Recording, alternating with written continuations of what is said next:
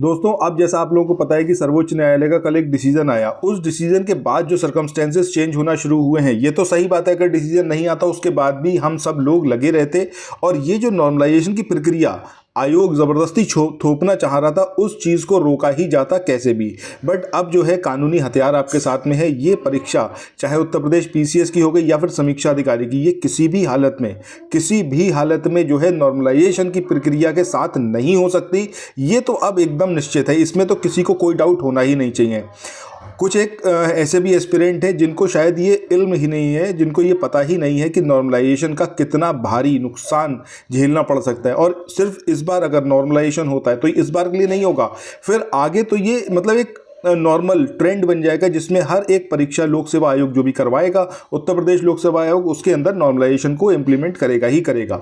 उनको क्या दिक्कत है, उनको तो और आसानी हो रही है ना। देखिए सीधी सी बात है, अगर आयोग के पास फंड नहीं है, आयोग चीज़ें सही से मैनेज नहीं कर सकता, सरकार से आप बात करिए, सरकार फंड उसके लिए अवेल करवाएगी। और अगर ऐसा है कि भैया पैसे की इतनी ज़्यादा कमी है, छात्रों से मांग लेते ना, फीस इतनी कम क्यों रखी, फीस बढ़ा देते, आप 500 रुपये भी कर देते, लोग देने में कोई मना नहीं करते, हर कोई दे देता। लेकिन कम से कम ये जो पूरी प्रक्रिया जो भ्रष्टाचार को जन्म देती है, चाहे वो नॉर्मलाइजेशन की हो गई, चाहे वो मल्टीपल शिफ्ट और मल्टीपल डेज में हो गई, ये तो बिल्कुल भी अनएक्सेप्टेबल है। अब जैसा आपको पता है कि सर्वोच्च न्यायालय का डिसीजन आ चुका है, ठीक है, वो एक सही बात है कि इस संदर्भ में नहीं है, लेकिन वो परीक्षाओं के संदर्भ में और उसका वो संवैधानिक पीठ का निर्णय है और वो रूलिंग है, अब तो उसको मानना ही पड़ेगा। आयोग ज़बरदस्ती अब ये परीक्षा कंडक्ट नहीं करा सकता। आज आपने देखा होगा कि इलाहाबाद में बार काउंसिल का भी सपोर्ट मिला है और जो एक सांसद हैं हमारे, ठीक है, उन्होंने भी इसमें सपोर्ट दिया है और देना भी चाहिए। ये ऑब्वियस सी बात है, बिल्कुल यहाँ पर हर किसी का सपोर्ट होना चाहिए। छात्रों की बात एकदम सही है। मल्टीपल शिफ्ट मल्टीपल डेज का मतलब है भ्रष्टाचार को बहुत ज़्यादा जो है वो देना, बढ़ावा देना। इसके अलावा नॉर्मलाइजेशन की प्रक्रिया जीवन बर्बाद कर सकती है उन सभी छात्रों का जो सालों से लगे हुए हैं और जो अब आने वाले वर्षों में एग्ज़ाम देंगे, उनके लिए तो और ज़्यादा। आपको पता ही नहीं होगा, आप खुद सोच के देखो कौन सा क्वेश्चन कठिन है, कौन सा सरल है, और किस बेस पे आप जज कर लोगे। अगर मुझे कोई क्वेश्चन आता है, आपको नहीं आता है, दैट मीन्स मेरे लिए वो इजी है, आपके लिए कठिन हो गया।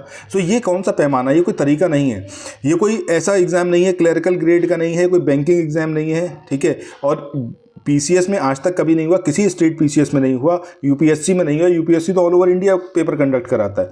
उसके बाद भी जबकि आयोग के जो अध्यक्ष जी हैं, उन्होंने आकर खुद आश्वासन दिया था कि हम आपकी भावनाओं का ख्याल रखेंगे। कुछ नहीं करा आपने, बहुत सिंपल सी बात है, आपने कुछ नहीं करा। आप सिर्फ आकर जैसे एक तरीके से होता है ना, बस कुछ बोल देना, जो आजकल आप देखते होंगे कि लीडर्स यही काम करते हैं, जो मन करेगा वो बोल देंगे। बोलने से मतलब है, बाकी इंप्लीमेंट करना है नहीं करना है वो आगे देखेंगे। अभी तो बोली दो कम से कम बहलाने के लिए, वही चीज़ आयोग के अध्यक्ष जी ने भी करी। बट यहाँ पर हम लोगों के लिए, सभी छात्रों के लिए ये बहुत अच्छा एक चीज़ हुई है जिसमें सुप्रीम कोर्ट का रूलिंग आ गया। सुप्रीम कोर्ट का अगर ये निर्णय नहीं आता तो चीज़ें बहुत प्रॉब्लमेटिक होती।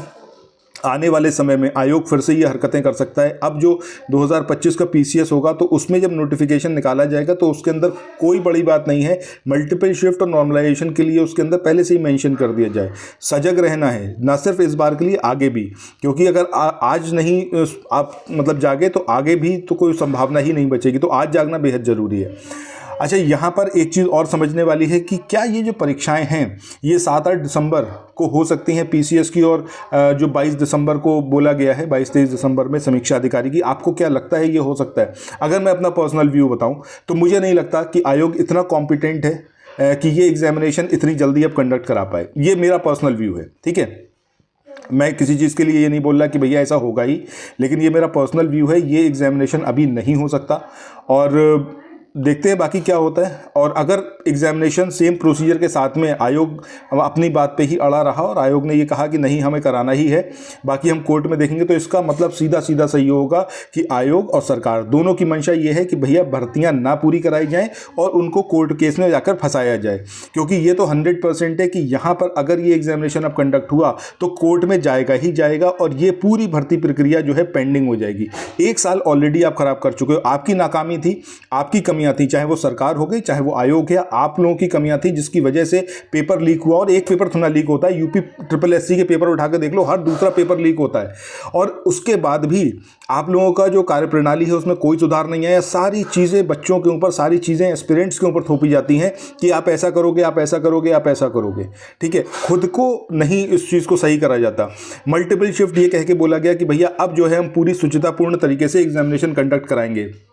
क्या यूपी सरकार या फिर जो आयोग है, आयोग इतना इनकॉम्पिटेंट है कि आयोग के पास इतने भी संसाधन नहीं है कि आप हर भाई 75 जिले हैं, 75 जिलों में क्यों सेंटर नहीं बना सकते? क्या ऐसा तो है नहीं कोई आतंकवादी प्रभावित जिला है जहां पर सेंटर बन ही नहीं सकता? अगर रिसोर्सेज नहीं है तो रिसोर्सेज के लिए आयोग को सरकार से गुहार करनी चाहिए, सरकार उपलब्ध कराएगी। ऐसा तो नहीं है ना, नहीं करा सकते भाई। 75 के 75 जिले, हर जिले में आप सेंटर बनाओ, हर जिले में गवर्नमेंट कॉलेजेस होते हैं, हर जिले में और सुविधाएं हैं। जब बाकी सारी चीज़ें आप कर सकते हो हर डिस्ट्रिक्ट के लिए, तो सेंटर आप क्यों नहीं बना सकते? इसका मतलब आप खुद मानते हो कि भैया हमारे इतने जिले ऑलरेडी इतने पिछड़े हुए हैं कि यहाँ पर कुछ हो ही नहीं सकता। सो ओवरऑल यहाँ पर मेरा कहने का मतलब ये है कि आप लोगों को सजग रहना है। 11 तारीख का जो महाधरना है उसमें शामिल होना है।